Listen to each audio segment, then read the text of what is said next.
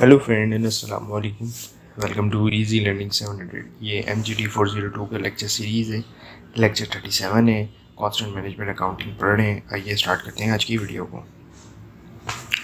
Income statement क्या है, यानी कि अब देखें, एक तो फाइनेंशियल स्टेटमेंट बनता है वो आप बनाते हैं फाइनेंशियल अकाउंटिंग में, लेकिन कॉस्ट अकाउंटिंग में भी इनकम स्टेटमेंट बनता है जिससे आपको पता चलता है। लेकिन इसमें फ़र्क क्या होता है, थोड़ा सा फ़र्क होता है। ये अभी हम देखेंगे कि प्रैक्टिकली कि वो कैसा फ़र्क होता है, उसके अंदर क्या फ़र्क होता है। ये थोड़ा सा एक फॉर्मेट दिया हुआ है कि भाई पहले सेल्स आती है, उसमें भी सेल्स आती है, कॉस्ट ऑफ गुड्स सोल्ड आता है, प्रॉफिट होता है, फिर उसके आगे ऑपरेटिंग एक्सपेंस होता है जिसमें एडमिनिस्ट्रेशन सेलिंग एक्सपेंस आते हैं, और फिर प्रॉफिट फॉर ऑपरेशन है, और फिर उसके लेस फाइनेंशियल चार्जेस हैं, अदर इनकम है, प्रॉफिट आफ्टर बिफोर टैक्स आ जाता है।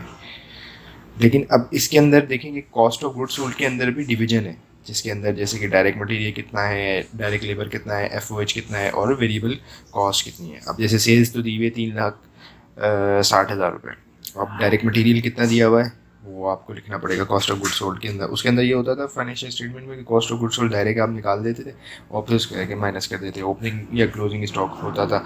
लेकिन इसके अंदर आपको मेंशन करना ज़रूरी है कि भाई आपका कितना डायरेक्ट मटेरियल, लेबर और FOH जो है, और वेरिएबल FOH जो है वो कितना खर्च हुआ। अब एक कॉस्ट ऑफ गुड्स मैन्युफैक्चरिंग आ गया आपके पास, ये सब यानी कि मतलब इसको ऐड किया और फिर उसके बाद जाके आपने लेस कर दिया। अब लेस किससे किया, आप आपकी जो ओपनिंग यानी कि फिनिशिंग इन्वेंट्री, अब देखें उसके अंदर से ओपनिंग स्टॉक होता था, इसके अंदर फिनिशिंग गुड्स नहीं होती थी, उसके अंदर ओपनिंग स्टॉक होता था। इसके अंदर फिनिश गुड्स है वो आपने लेस कर दिया ओपनिंग का, और फिर इसके आगे लेस क्या ऐड क्या किया, फिनिश गुड्स इन क्लोजिंग। सही है। इस तरीके से आपके पास 3 लाख रुपए आपके पास आ गए।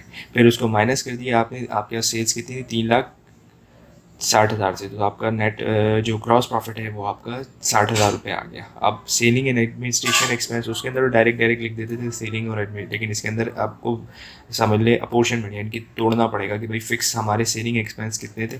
फिक्स के अंदर जैसे रेंट भी आ सकता है, सैलरीज भी आ सकती हैं, इसी तरीके से आपकी डेप्रिसिएशन भी आ सकती है, और वेरिएबल जो है जाहिर सी बात है आपने जो वेरिएबल खर्चे किए होंगे, जैसे कि मशीनरी जो है वो चली होगी तो उसकी इलेक्ट्रिसिटी यानी कि मतलब कितनी कंज्यूम हुई, वो तो ये है कि जब जितनी मशीन चलेगी उतनी इलेक्ट्रिसिटी कंज्यूम होगी, तो वो वेरिएबल हो सकता है।